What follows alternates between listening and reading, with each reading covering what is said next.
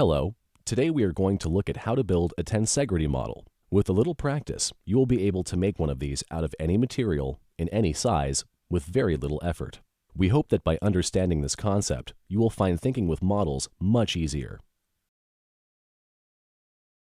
In order to build the model, we must first start with 6 rods, notched at either end, and complete with elastic string, connecting from each of the notches. For this model, we are using rods that are 12 inches in length, notches at ½ inch in length, and 12 inches of string for each rod. However, you can build this model in any scale.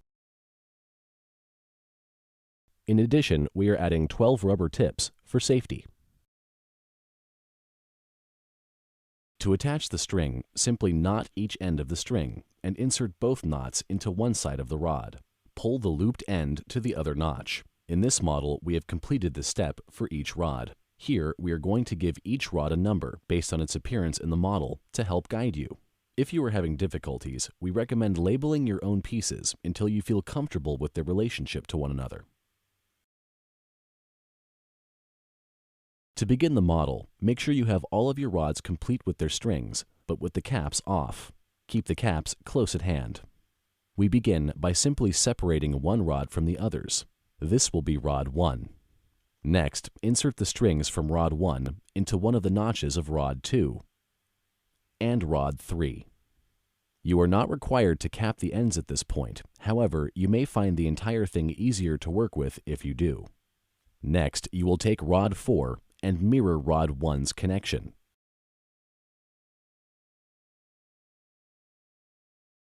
What should result is the shape of a capital I. Essentially, what we have here is a model of the two-dimensional planes, a positive and a negative in both the x and y axes. To give it the third dimension, attach rod 5 to rod 2 in the same fashion, followed by rod 6 to the other string of rod 2. If you have been living dangerously, now is the time to cap your rods. Most importantly is the last connection you have just made. Without proper security, the next step may turn them into missiles. Just make sure to leave the top ends of rods 5 and 6 open. Now, you will lift rod 3 up the length of rods 5 and 6, and then attach them appropriately.